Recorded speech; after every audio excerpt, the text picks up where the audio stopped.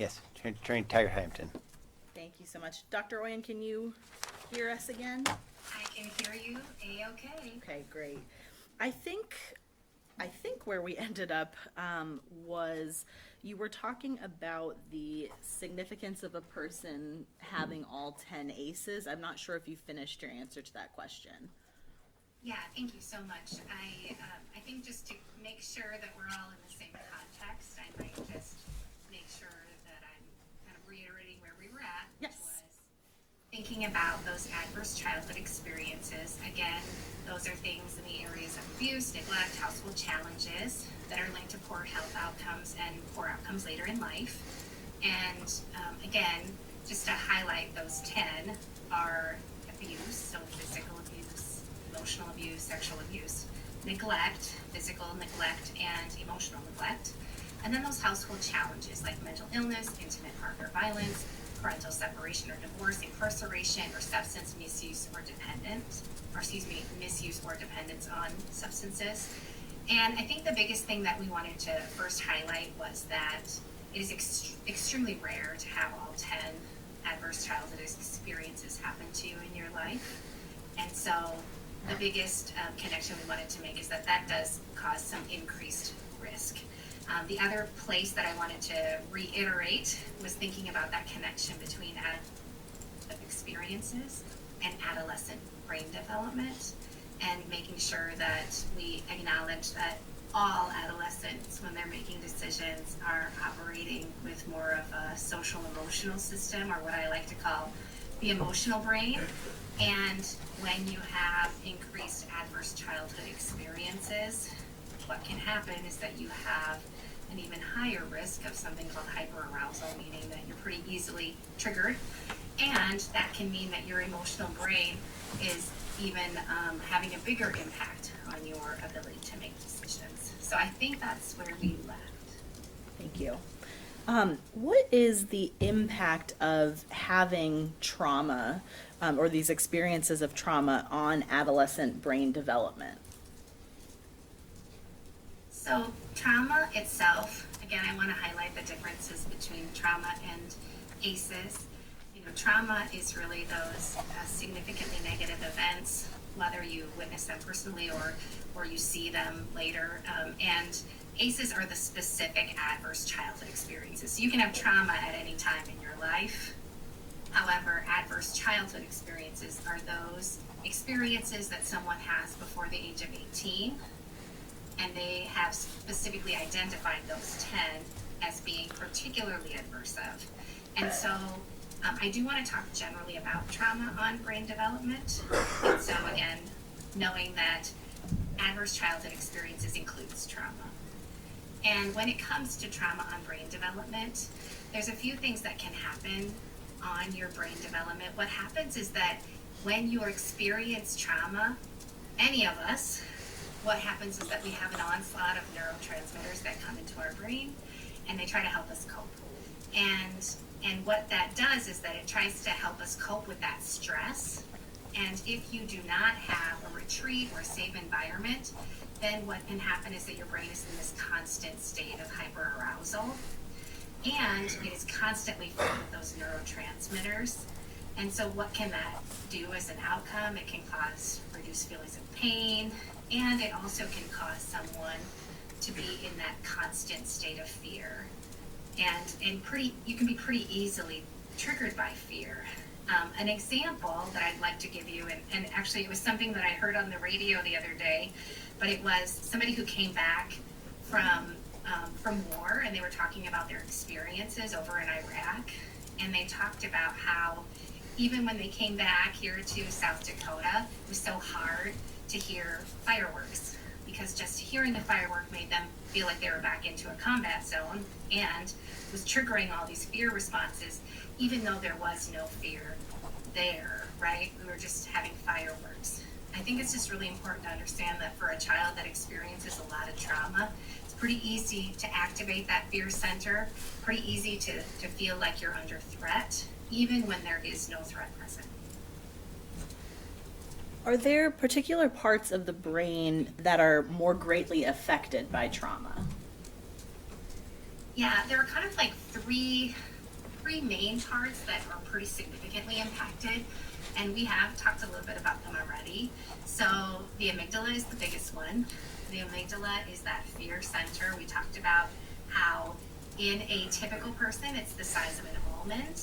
For someone that's experienced trauma, because it's used quite a bit, it actually gets bigger. It's like any, like about your muscles, right? If you use them a lot, they get bigger and stronger.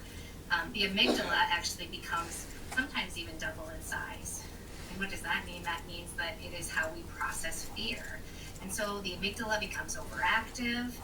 It can increase that levels of anxiety, flashbacks, nightmares. The other thing is that can be impacted is your hippocampus. So your hippocampus is in charge of memory consolidation, and trauma can damage the hippocampus, making it difficult to form and retrieve memories. I do want you to know that it's particularly impacted by memories related to a trauma event.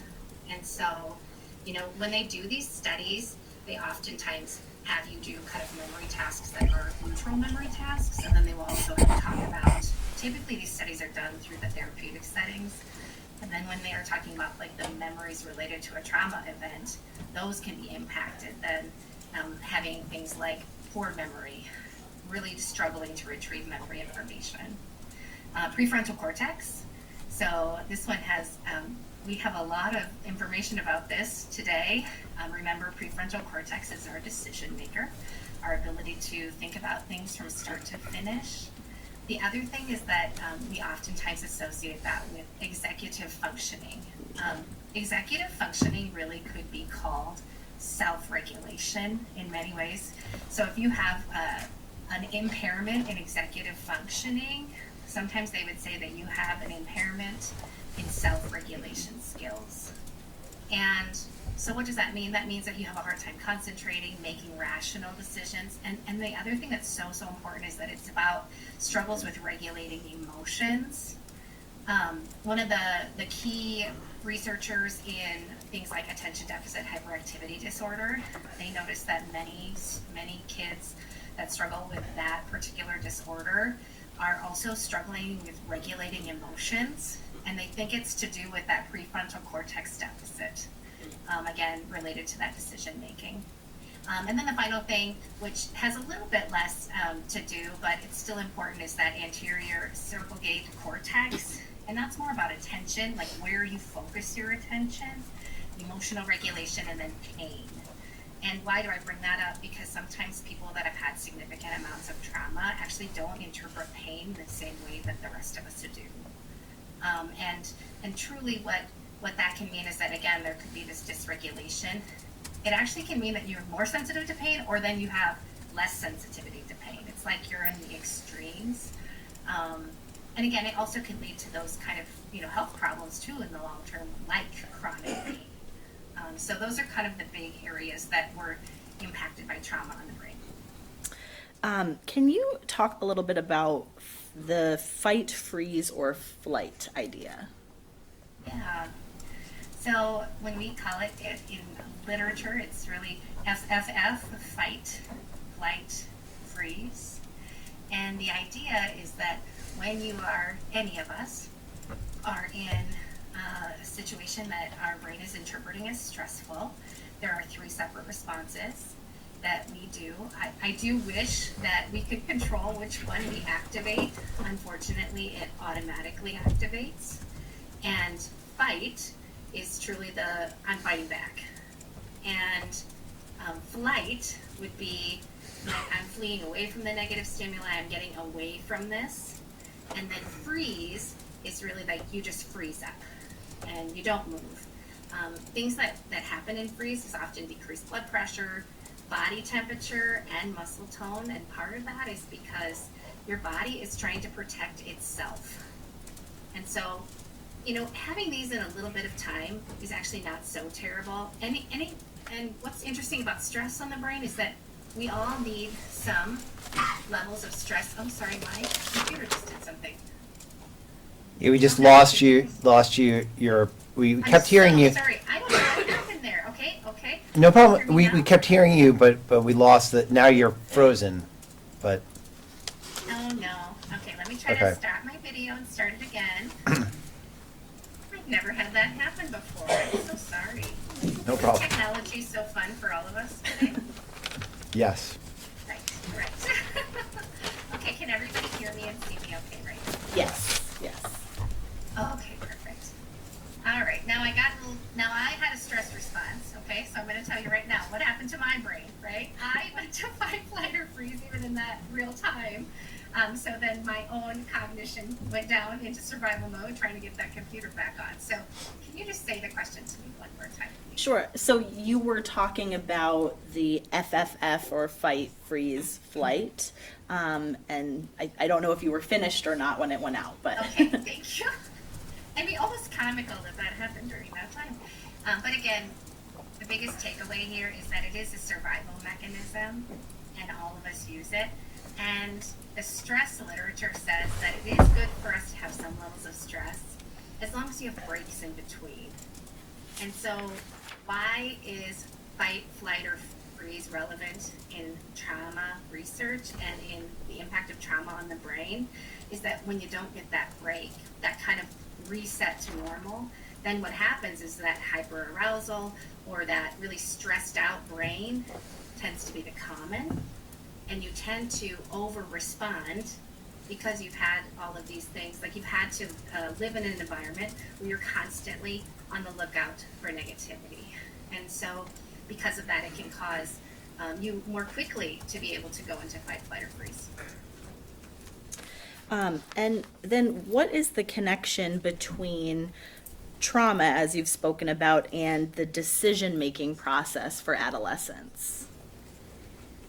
Yeah, I think that in particular, this idea of impulse control deficits, or trying to struggle with that piece of regulation, we just know that especially children that have experienced a lot of trauma, adverse childhood experiences, it can be really challenging for someone to be able to maintain control because you have that impacted prefrontal cortex. Again, it tends to be, especially if you've had these experiences between the ages of 0 and 5, you're more quickly able to go to those spaces where you are dysregulated. And a dysregulated, stressed out brain doesn't tend to make the best decisions. And it tends to be that you might overreact to something that's fairly neutral, or you might tend to not only overreact to something neutral, but even if it is something quite, or maybe negative, you tend to extremely overreact to those kinds of things. And then sort of finally on that topic, what is the impact of a person having these ACEs on their life expectancy? This is a real emerging area of literature, but some estimates say that those who have high ACEs scores, meaning that you have 6 or more, may die nearly 20 years earlier than those with no ACEs. Again, these are risk kind of scores, and so I do want to highlight that the fact that you have an adverse childhood experience doesn't automatically mean all these poor things are going to happen to you. But when you have so many, and you have so many for so long, the likelihood of you having poor outcomes is higher, and then it can shorten your life. What would you say is the impact of sort of trauma on criminal behavior in people? So when we look at the literature about, in particular, some of the poor behavioral outcomes for those that are experiencing trauma, generally speaking, what can happen in how it relates to criminal behavior is that if you are struggling with things like your ability to regulate your emotions, if you are struggling with misinterpreting social cues from other people, those are the kinds of things that can kind of lead to more of those criminal types of behaviors. And so if you have some delinquency, or you're struggling with your mental health, if you struggle with attention problems like attention deficit hyperactivity disorder, what can happen is that over time, you do get more and more rejected by your peers and those kinds of things. And what can lead to that is you can have some of those antisocial behaviors or disassociation. Again, you are often as likely to be a perpetrator as you are to be the victim. So do kind of know that too. And when it comes to that criminal behavior, I learned a lot from Kathy Whittam on this. And one of the things that she talks a lot about is that there's this cycle of violence. And again, why do you have more of a risk for becoming a perpetrator? Because you were a victim of violence, and you've seen it. And that can increase your likelihood to, you've been modeled that, so you can also then repeat those kinds of things. Again, specific citations is that child maltreatment, as it relates to criminal behavior, has been found to increase the risk of later criminal behavior by 50%. Can a brain that has sort of dealt with ACEs or this much trauma be repaired?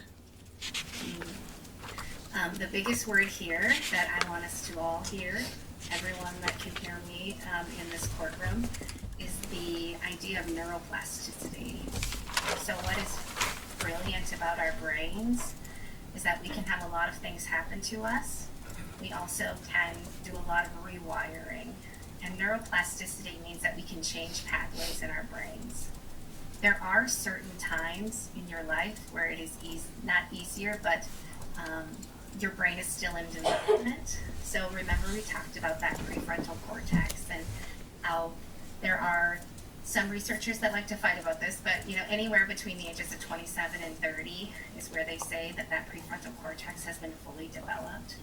And so in particular, interventions that are done in that child to adolescent lifespan can really move the neuroplasticity or move pathways in the brain. Now that can only really be done if you are in a safe place, you feel safe, you're getting your basic personal needs met, and you're with those kinds of therapeutic interventions that have been proven to be effective. So do I think that we are always, as an expert here, do I think you're always impacted by the things that have happened to you? I think that it's difficult to forget terrible things that have happened to you. But do I think that there's a way that you can use what has happened to you to create new neural pathways, to remind yourself that you are safe, to find better ways to cope when you're overwhelmed by the stress that is happening in your life? Yes, I do. Can I just have one moment, Your Honor? Of course. Just 1 second, Dr. Oyen. I don't have any further questions for you, Dr. Oyen, but the state may have a few. Thank you, Attorney Hinckley. Thank you.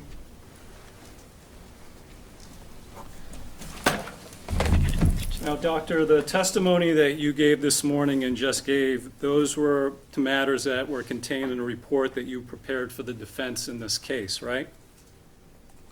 They were contained within the report. And then also, I did a follow-up to the state on 731, and so they were both within those two areas. Yes. And the contents of your report are in general and not specific to this or any other case or offender, correct? Correct.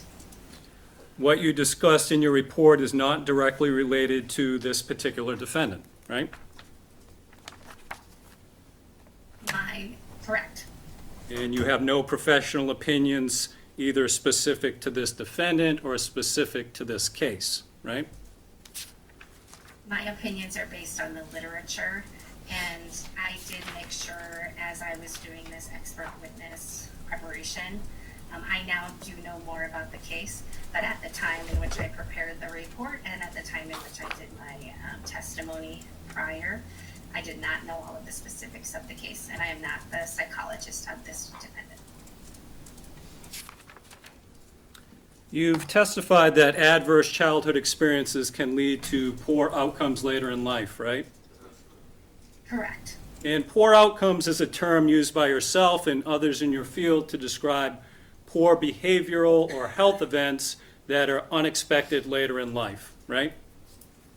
Correct. And you cannot predict behavioral or rehabilitative future for any particular juvenile offender, correct? You cannot, say it one more time. You cannot predict behavioral or rehabilitative future for any particular juvenile offender, The literature says that there are evidence-based interventions that have been shown to be effective for those that have experienced trauma, but I cannot predict an individual's response to that evidence-based intervention. You are aware of a correlation between adverse childhood experiences and poor behavioral outcomes later in life, right? Correct. The more adverse childhood experiences one has had, the more likely it is that the person will have poor outcomes later in life, correct? Correct. It increases your risk. And for someone who has had numerous adverse childhood experiences, it is very, very likely that he will have poor outcomes in adulthood, later in life. The risk increases as the numbers of adverse childhood. And if you recall your sworn deposition, your own terms were very, very likely have poor outcomes in adulthood. Correct. For example, far more likely to be quickly aggressive and far more likely to have quick triggers, correct? Correct. And a high degree of likelihood to have more highly aggressive behaviors, correct? Correct. And an incapacity to make good decisions, correct? I would not say incapacity. I would use the word diminish. So let's go to your sworn deposition, and you have that in front of you, right? Yeah, let me pull it up. I did pull it up. Yes, I can right now. Counsel, pages 57 and 58. And doctor, if you're there, let's start the bottom of page 57. Second, 57. So doctor, for the record, we can't talk over one another. I'll tell you the page reference again. I'm looking at your deposition, the bottom of page 57 and the top of page 58.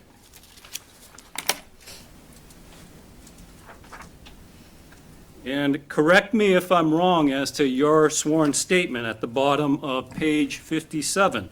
For some kids, it will make them incapable of making good decisions. Did I get that right? Correct. And for some kids. So, but again, then- And then just to read, go ahead. So doctor, that I got your testimony correct, right? Your terminology. Correct, but you didn't read the rest of the sentence, and for some it does not, so it depends on the individual. An incapacity to make good decisions, correct? For some kids, it will make them incapable of making good decisions. For some, it does not, so it depends on the individual. And you cannot distinguish between those who had adverse childhood experiences and will be incapable of making good decisions and those who may be capable of doing so, correct?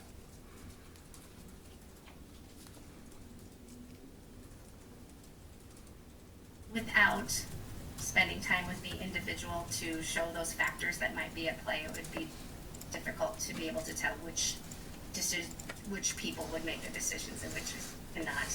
So the answer would be And then- yes to my question? Can you say the question again? I want to make sure that I'm answering it in the way that I would like the court to be reflected. You cannot distinguish between those who had adverse childhood experiences and will be incapable of making good decisions and those who may be capable of doing so. Correct. Also, among the poor behavioral outcomes that can result in adulthood from adverse childhood experiences are fighting, antisocial behavior, disassociation, and victimization, right? Correct. And victimization meaning that the person victimizes others, correct? Correct. And antisocial behavior that can result in adulthood from adverse childhood experiences involves misconduct that is disruptive and hostile and harmful to others and to society, correct? That is the definition of those things, correct? And such antisocial behaviors can lead to criminal behaviors later in life, correct? Correct. And I believe your direct examination testimony was about 50% more likely, correct? Correct. Yep. And the antisocial behaviors in adulthood that can result from adverse childhood experiences can include homicidal tendencies, correct? Correct. It's very rare, but correct. You also said what was very rare was for someone to experience 8 or more adverse childhood experiences, right? Correct. You were not assigned to this case by the court, but hired by the defense, correct? Correct. And you were retained by the defense in this matter about a year ago? Correct. I wanted to, correct, about that time. And fair to say that you have spent dozens and dozens of hours working on the matter? Correct. You spoke multiple times with defense counsel. Correct. You prepared a written report reviewing professional literature. Correct. You gave testimony at a deposition. Correct. And you are giving testimony here today, right? Correct. How many of those dozens of hours of work that you have performed in the case have been devoted to assessing and treating the defendant being sentenced here today?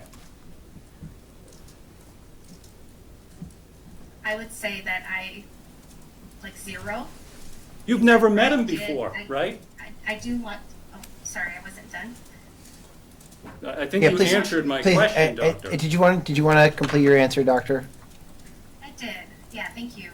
I did want to make clear that I did find out about the defendant in some of the portions of the events of the case when I met with counsel this past Wednesday. Well, Judge, And then I actually, did listen I would to object, and if we the need to earlier, approach, I'd approach right now. Okay, I think right now she just said that she has had discussions with counsel.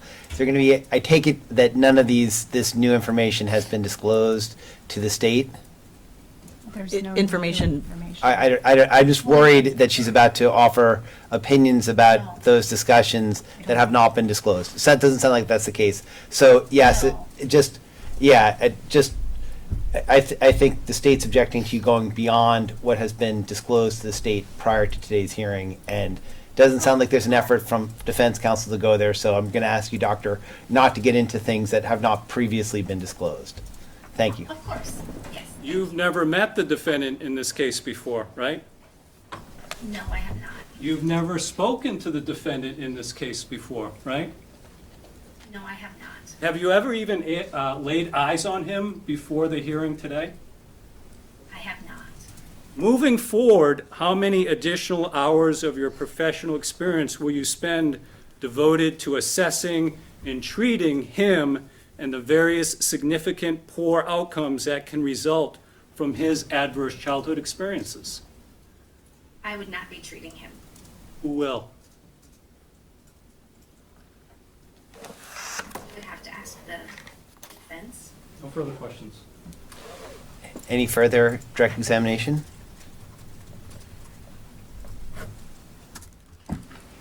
No, Your Honor, thank you. Thank you, Doctor.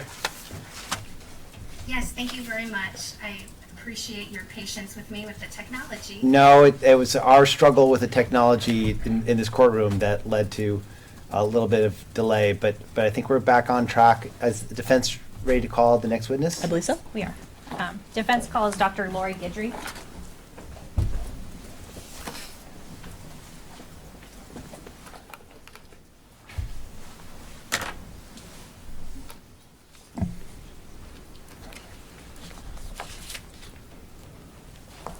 Good afternoon, Doctor. If I could have you raise your right hand. Do you swear the testimony you're to give in this proceeding is the truth, the whole truth, and nothing but the truth, under the pains and penalties of perjury?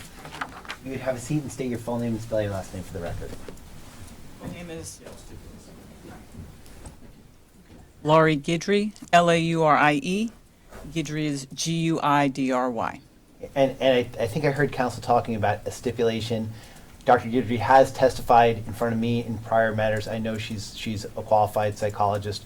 I don't know if you want to go beyond there to qualify her in any other specific areas, but certainly she has opined in this court on at least one occasion, probably more, but I know I've seen her reports in other matters as well. You are correct. I think you heard us correctly, Judge. I am stipulating for the record. Great, thank you. Thank you. Chair Prisoner. Dr. Guidry, we retained you to evaluate Eric Sweeney in this case, is that right? Yes, you did. Okay. And have you reviewed his records? Yes, Okay. Did you review DCYF records? I did. Did you review counseling records? Yes, Did you review the discovery in this case? yes, Have you met with Eric? yes, Have you received other sources of information from other collateral sources? yes, And you wrote 2 reports in this case? I did, Your Honor. Yep. And so I'm trying to, in the interest of time, to be brief and be efficient.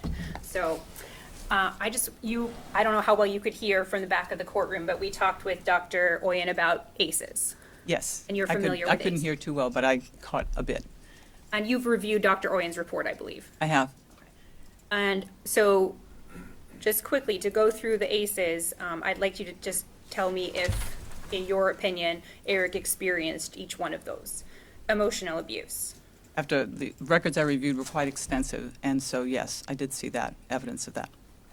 physical abuse, Yes, sexual abuse, yes, seeing a mother treated violently, yes, substance abuse in the household, yes, mental illness in the household, yes, parental separation or divorce, yes, incarcerated household member, yes, emotional neglect, yes, physical neglect. yes.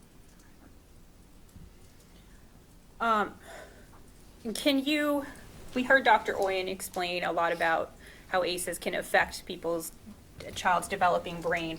How is it different to have repeated instances of neglect and abuse as opposed to, say, having one solitary thing happen?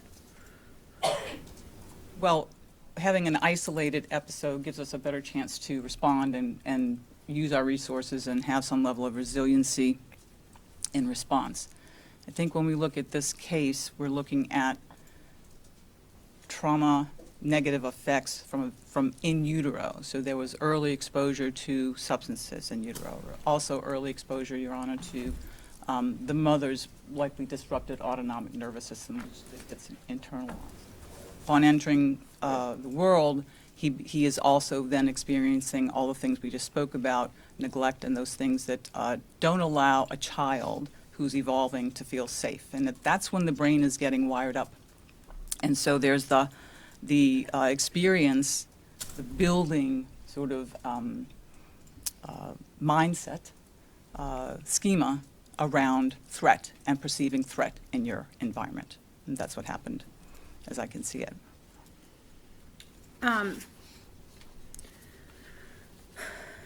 Did Eric have any historical mental health diagnoses for what you saw in the records?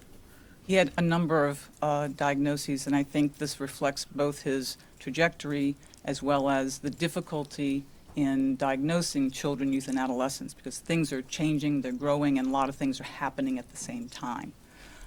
So he had a number of diagnoses, everything from PTSD, ADHD, some evidence of bipolar disorder, conduct disorder, those kinds of diagnoses along the way when people were trying very hard to figure out what was happening to him.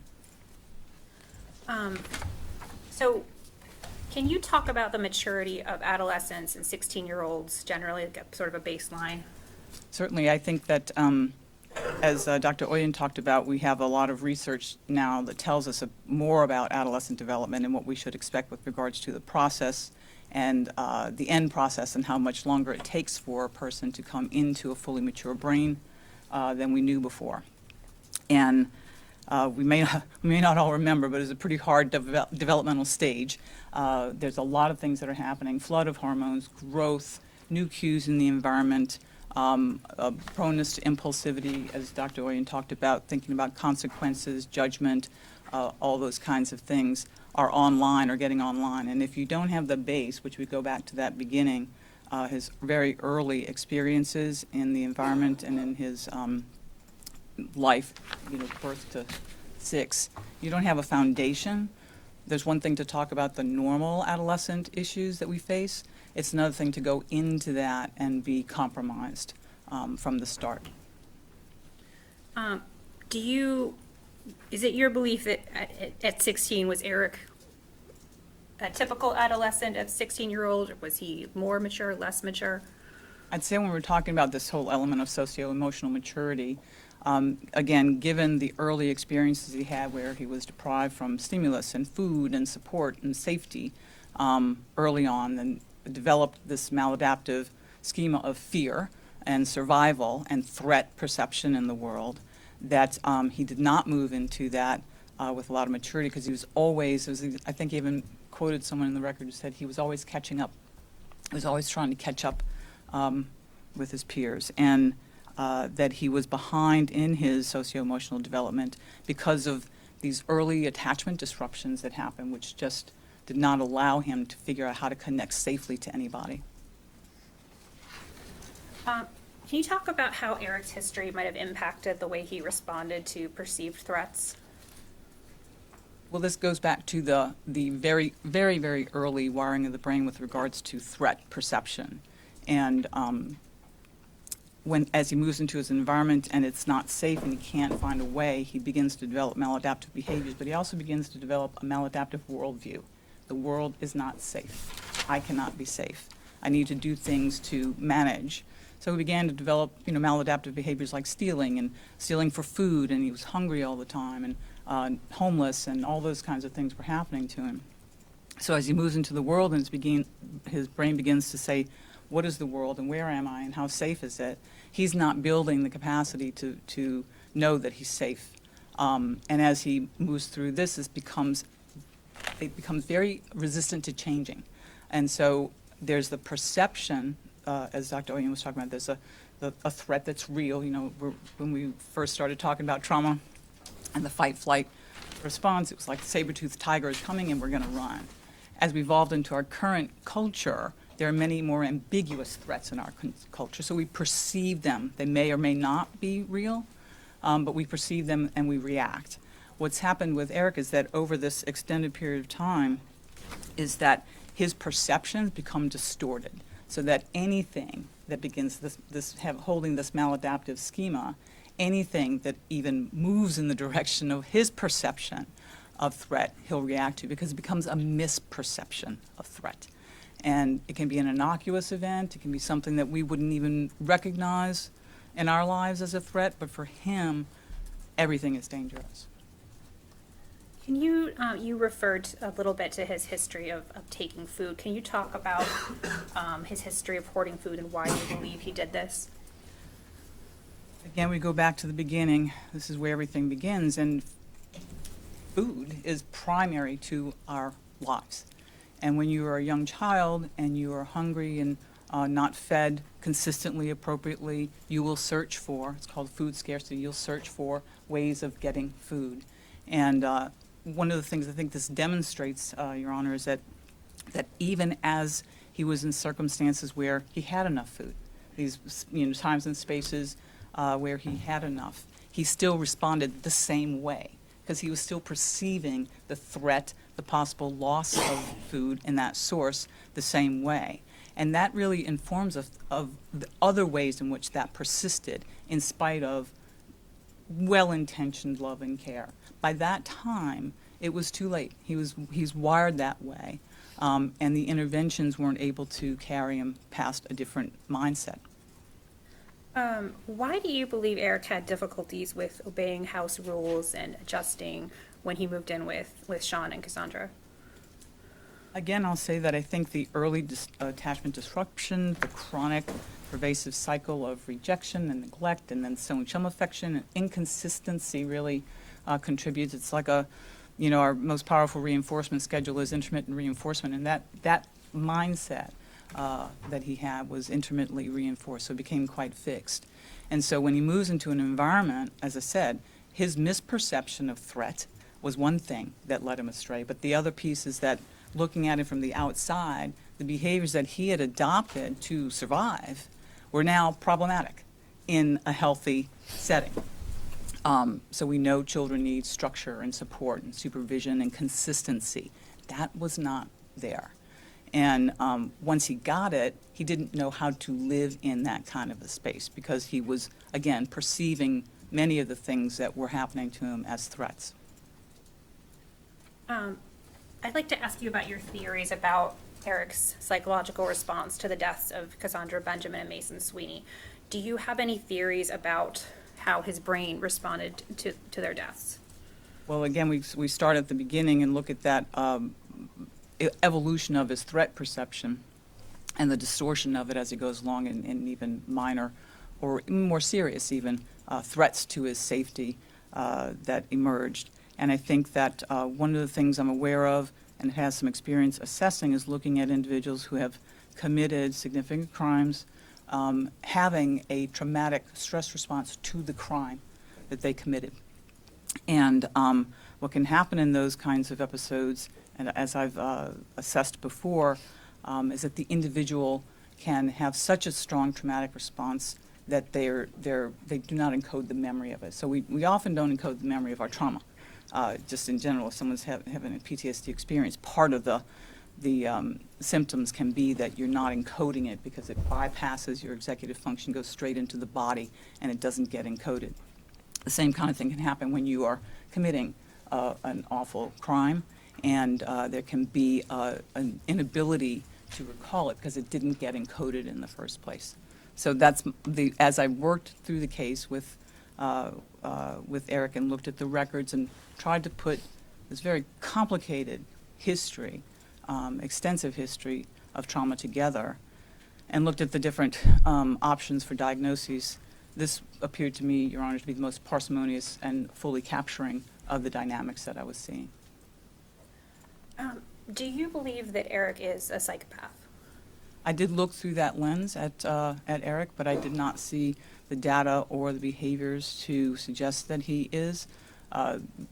There are features of psychopathy in youth, being egocentric and unemotional or things like that are consistent across other youth, but it's the constellation that we're looking for. And what I would say is that, we all have defense mechanisms. They're designed, they're unconscious, even though they don't look like they're unconscious, they look intentional, but they're designed to protect us from the way we would feel about something awful that we've done. We all have them. In an extreme case like this, what we see is a defensive response to not being able to tolerate the emotion, the effects of the actions that are taken. And in that space and in the context of the crime, I do believe that Eric did not encode this information in this particular context, remembering that he's already wired for cutting off his emotions and kind of managing them, but holding them at bay and then breaking through. So he has a capacity to shut down. In this capacity, he did it even more so. You met with Eric first at the Sununu Center, the Youth Detention Center, and then you also met with him later at the jail. I Is that did. correct? Okay. And how was he different or similar, or was he different? I'd say that when I first met Eric, he was more anxious. There was more signs of his anxiety, biting his nails and picking at his fingers. He was more distracted, difficult to engage, not really very responsive, somewhat monosyllabic in his responses, and difficult to engage in wanting to escape what he was experiencing as an anxiety-provoking, threatening environment as quick as he could. As I saw him later, some maturation had occurred. He was calmer, he was less distracted, not picking at himself, and had matured, had grown physically as well as to a degree somewhat emotionally. Do you believe that Eric has the capacity to change? Well, I'm a psychologist, so I believe in the capacity for people to change. And I think when we think about these early effects and the duration in this particular case, that the capacity to change is there. We'll take treatment, intensive treatment. I know from experience that I've had very recently working with lifetime parole cases, since the adolescent brain science Your Honor, has come into play, has changed some of the sentencing. And assessing these gentlemen who had engaged in murder and difficult crimes like that early in their lives, I've been able to observe that there is this capacity to change in the right rehabilitative environment over time. And those gentlemen that you're talking about, were they receiving constant therapy every day? Not constant therapy every day, but they were in justice resource kinds of programming and therapy. They were working on goals and employed in the setting. So there were a lot of things that were happening in the setting itself where there was, again, structure and consistency and accountability that was consistent, in addition to the work they took on with regards to things like restorative justice. And these gentlemen, they were all in prison, correct? Yes. Let me have a moment. Anything else? I have nothing further. Attorney Hinkle. With your respect to your belief for capacity for change, that's based on anecdotal stories, right? Your own experiences? They're based on my professional experiences of change, yeah. Do you have any professional studies that talk about that and The, the actual the results? efficacy of treatment? Yeah. Yes, there are many studies talking about the efficacy of treatment. It's a little bit hard to determine because of the nature of doing efficacy studies, but treatment can have a positive effect on people's outcomes. And it may not. Correct. With respect to treatment, you've outlined the various work that you've conducted in this case, right? Yes. And your role in this case has been limited to assessment, not treatment, right? Correct. Basically, you don't do treatment, right? In my life, No, in my professional practice, I do treatment. So go into your, you got your deposition with you by chance? I do not.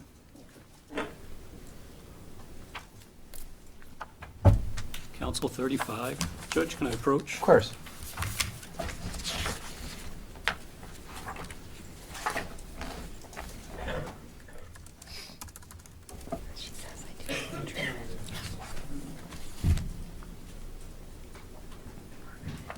I'm going to read the question, and then I'll read your whole answer and make sure that I'm correct.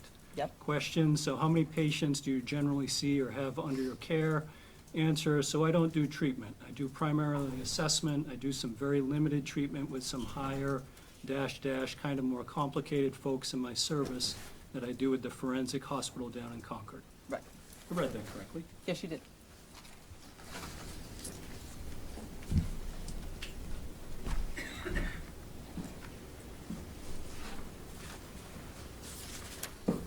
With respect to your assessment of Mr. Sweeney, the defendant, you went over with the court instances in which he was victimized and suffered trauma, correct? Yes. You're also aware that the defendant engaged in victimization prior to the charged crimes here, right? Yes, I'm aware of that. And Judge, for reference, this I- is Yeah. paragraph 91 of Paragraph 91, yes. Okay, 1 second. the defense sentencing memorandum.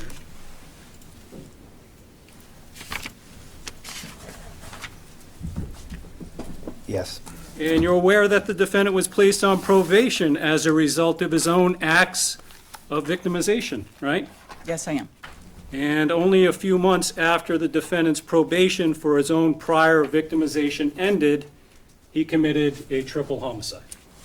Correct. Months, right? Yes.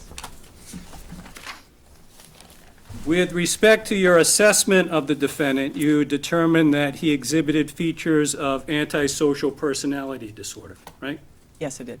And at the time of your assessments, he was too young to diagnose with antisocial personality disorder, which cannot be diagnosed before the age of 18, right? Correct. But he clearly exhibited features consistent with antisocial personality disorder later in life, right? Yes, he did. And to be clear, antisocial personality disorder is not psychopathy, right? It's not psychopathy, and neither are features of antisocial personality disorder. And among the features that he exhibited pursuant to your assessment was conduct disorder, Yes. right? Yes. Engaging in illegality, right? Yes. At times difficult to manage, right? Yes. At times, he engaged in episodes of aggression outside the murders that he committed, right? Yes. And at times, he engaged in episodes of violence outside of the murders that he committed, Yes. right? The defendant exhibits character pathology, right? Exhibits features of it, yes. An antisocial personality disorder is a personality disorder, right? Yes. It has an onset in adolescence or early adulthood and is stable over time, right? Yes. It's an enduring pattern of inner experience and behavior, right? Correct. And it's experience and behavior that deviates markedly from the expectations of the individual's culture, right? Yes. And it's pervasive and inflexible, right? Yes. And it can lead to distress or impairment, right? Correct. And antisocial personality disorder involves a pattern of disregard for or violation of the rights of others, right? Correct. Sitting here today, you cannot make any determination whether and to what extent this particular defendant will mature and rehabilitate over time, can you? I can make no specific discernments about that. I mean, I think when I look at the information we have now, which I think was missing with his extensive efforts at treatment, there's more information now to understand how we might address his needs. The past experience is that when probation ended for his prior victimization, his behavior worsened, and he ultimately murdered 3 people, right? That's the historical fact, what we know of the defendant, Mr. That's correct. Sweeney.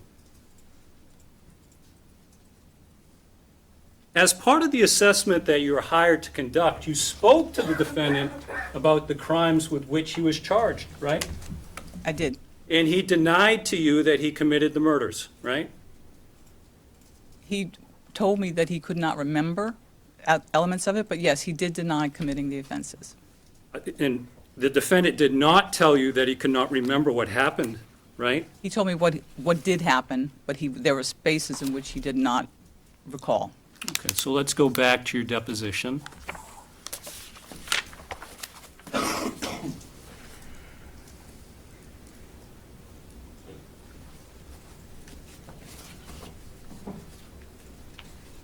Page 67, counsel?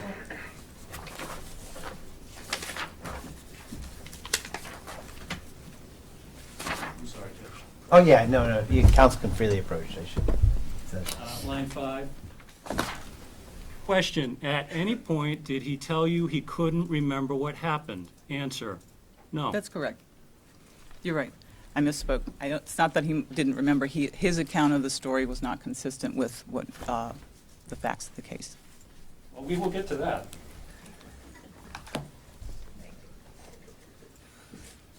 What he claimed to you was that he did not commit the murders, Yes. right? Correct. And he relayed to you that it made him feel mad and hurt his feelings that anyone would think that he committed the murders, right? That's correct. And not only did Mr. Sweeney, the defendant, deny to you committing the murders, he provided you with an account of what he was doing when he claimed somebody else was committing the murders, right? Yes. Yes? Yes. He provided you with details in support of his claim of innocence to you, right? Yes. For example, he claimed to you that he was downstairs in the basement when he heard gunshots upstairs, right? Yes, he did. And he claimed to you that he felt frightened when he heard the gunshots upstairs while he was in the basement. That's correct. And he further claimed to you that ultimately he went upstairs and he discovered the victims' bodies, right? That's correct. And he further claimed to you that after discovering the bodies, he returned to the basement and hid for a while because he claimed he was frightened. Correct. Right? And that's what the defendant claimed to you during your assessment of him, right? Yes. No further questions. Further direct examination? Briefly. Dr. Guidry, do you believe that Eric does have antisocial personality disorder? I don't. Why not? I believe that, as I mentioned before, Your Honor, that the diagnosis of PTSD better explains his issues. think you wrote one. And to add, there's antisocial behavior, and then there's a pattern, a long-standing pattern.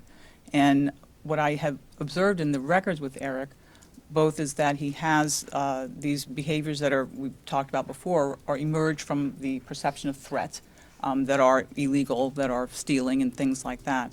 But he has also demonstrated at different times the capacity to care about others, to engage in treatment, to desire to be liked, and has not every moment of his life has been antisocial. Those features to me are more representative of this early impact on his life and the way he learned to navigate the world. So there's behaviors, and I see more behaviors than I do see that as character pathology in a persistent way. And do you have any idea why he might be untruthful about what happened with the murders? Well, we go back to in his testing for PTSD, one of the more elevated scales was defensive avoidance. And so this is sort of defending against anything that would indicate that you've done something bad or you've done something wrong, which, as I pointed out before, we all do that to kind of try and minimize it. We've made a mistake or done something bad, but at this level of extreme behavior, I believe that there's a part of his clinical picture includes this defensive avoidance pattern where he's cut himself off from taking responsibility for it because he can't, he's a fragile ego structure based on these earlier experiences. And we defend because we can't tolerate the negative feelings, the grief, the rage, all those things. And so that's why a person would be defended against the response the way Eric has been.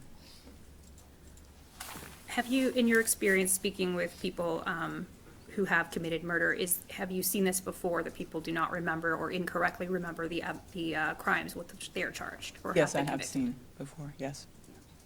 And do they ever later come to acknowledge what it is that they've done? Some, not all, but some have, and it's often